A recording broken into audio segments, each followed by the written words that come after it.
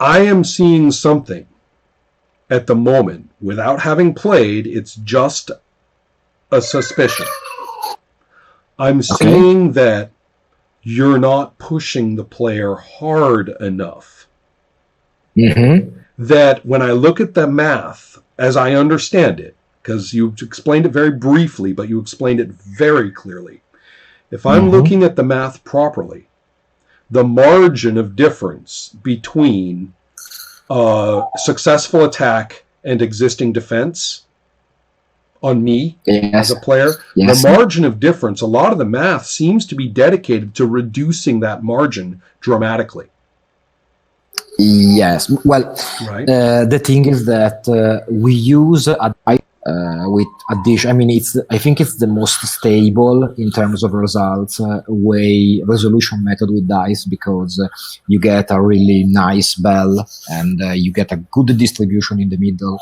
I see it. I completely understand it. You've got your 3d6 roll, and we've talked about that. We talked about that specific bell. Right? Yes. We got the 3d6 roll, and it's a real nice one. We can't complain about that. You've got your varying die sizes, so that you're actually shifting shifting the median, but you're maintaining as much of the bell as you can. I get that. Yes. Right. But therefore, given it's a little too clean. Right. What I'm saying is that if you're going for a number of other mathematical reasons that we could probably both describe to each other, and the fact that you're not just dealing with one such curve, you're dealing with the difference between it and another, which actually reduces. I'll be boring.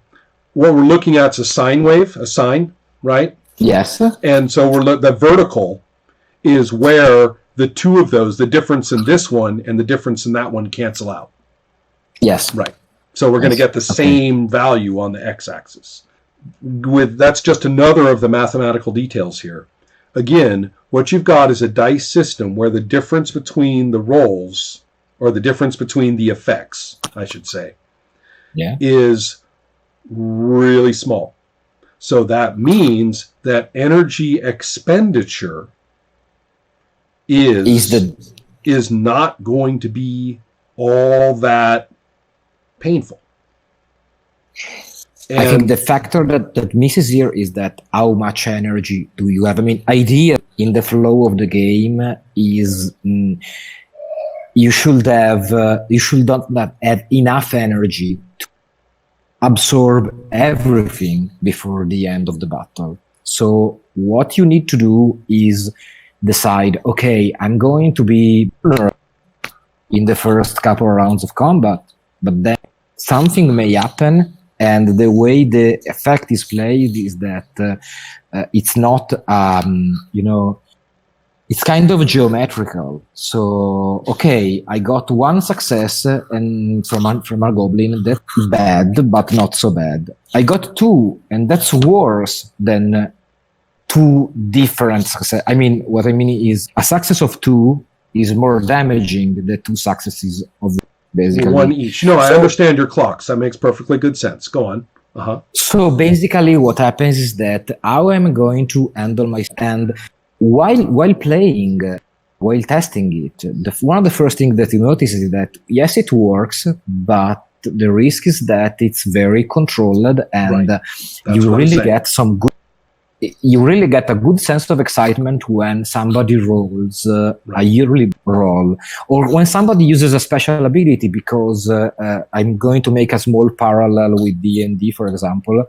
When you cast a fireball, you don't roll 3d6. Basically, we don't have save. We say, okay, the fireball is a lot of d6s, so you want to avoid it completely, spend a lot of energy. You don't want to avoid it completely, spend less. But that's the D&D effect. You can't really save completely from such an effect. We have that, basically, in the game.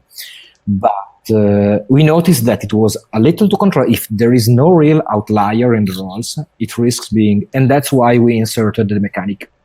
Tension is basically, well, I think you're familiar. Yeah. Sorry? Okay. I get it. Well, very quickly. And that's a really tentative element. I mean, this is what I'm working on. This is the thing that I have to solve. Nothing is final here. can I make an extremely critical comment about your attempt to solve it? Yes, of course. You're adding a new component instead of solving the old one. You're adding a new component. Yeah, but that's exactly my concern. Right, That's and exactly it's very clear. It's very clear. Yeah. Let's go back to the beginning. Okay.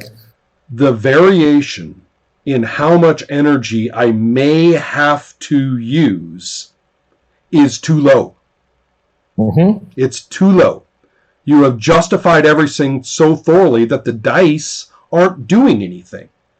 And so, and it's exactly like you said, I'll quote you. It's only when the dice give an outlier that things get a little more exciting. And the problem with that is that you've designed it so that that outlier isn't the norm.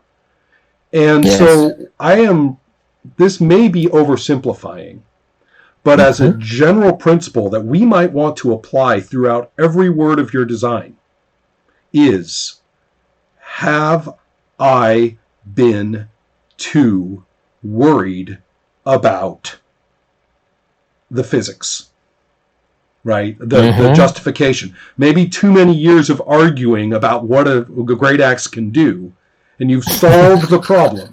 From now on in your game, your great axe is going to do exactly like it should, and all of a sudden we realize that using the great axe is boring because it has no narrative uncertainty. Okay. It's too much. It's the perfect great axe. Great. Congratulations. Right?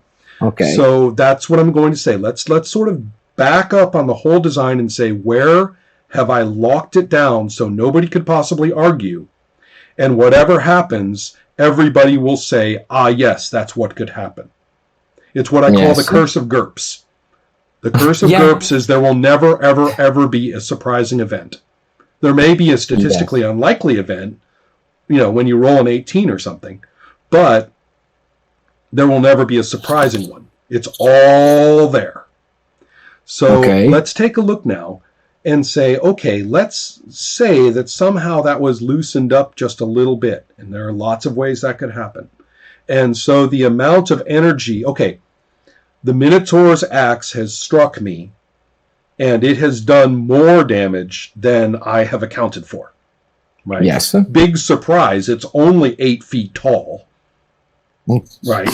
Big surprise, it hit my shield, I have blocked, and exactly. This is what we want, right? This is good news. Yes, of course.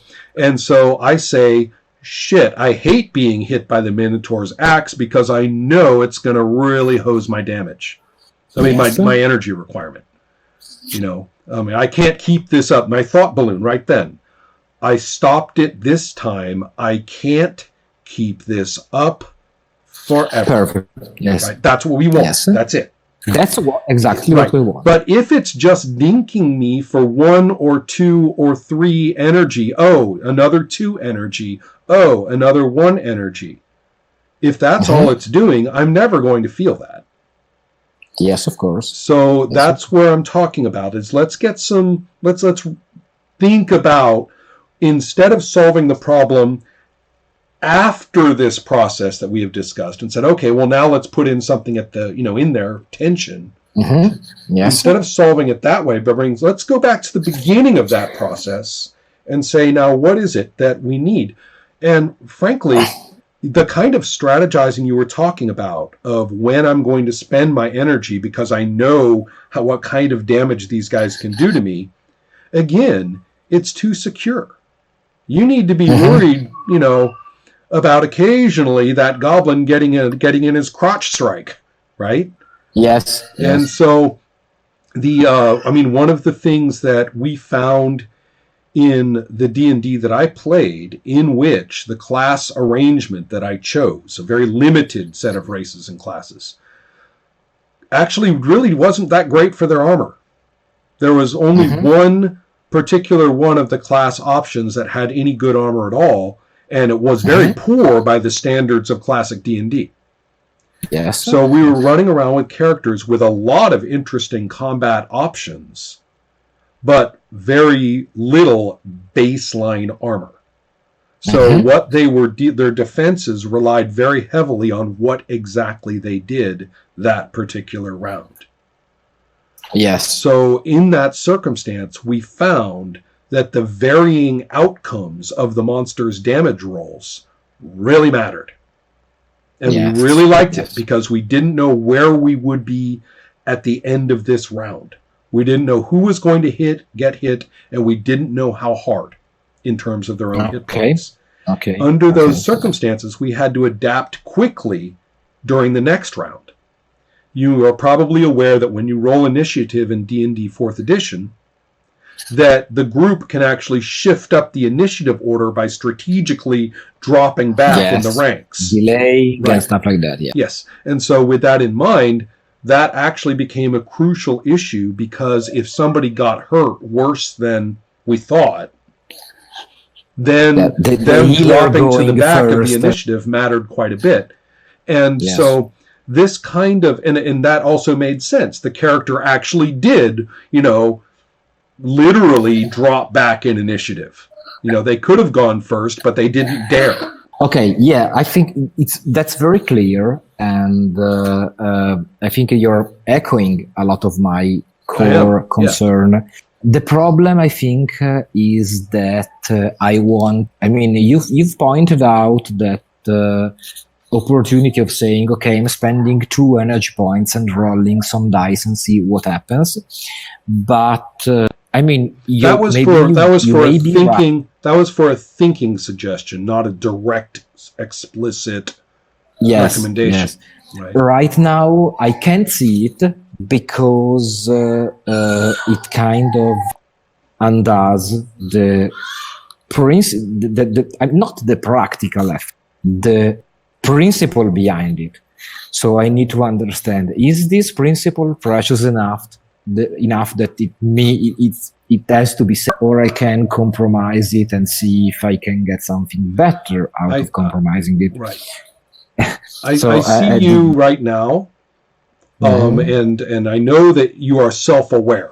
I'm not saying that you are naive about this, but I do see you as trapped. You're trapped between the known, which is secure and reliable, and also very supportive of the fiction, right? These known things, these notions of how good something is, and things like that. There's a security to it, and especially with a long history of play, many of us are worried that somebody's going to argue. Somebody's going to be confused. Right? On the other hand, so from that point of view, there's kind of a terror of the random. You mentioned, oh no, there's the roll. The monster got a critical. Oh, my character's dead. Right?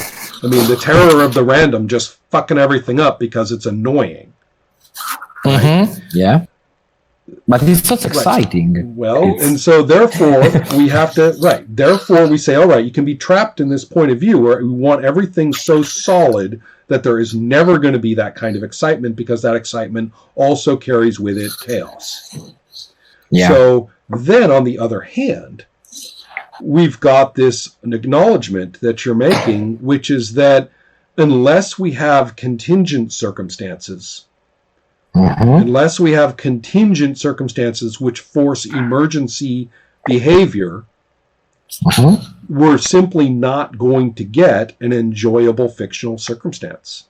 Because we're not talking about the day that you fought the goblins and the goblins did what goblins always do and you do what you always do. That's not the day we're talking about. That day may have happened 50 times before this story. I can take on 7 goblins, you say. Yeah. Here they come. Yeah. I did it a week ago. I did it a year ago, and I did it 5 years before that. 7 goblins. Yeah. I'm this good. They're that good. That's what happens. And I do it in 3 rounds every time.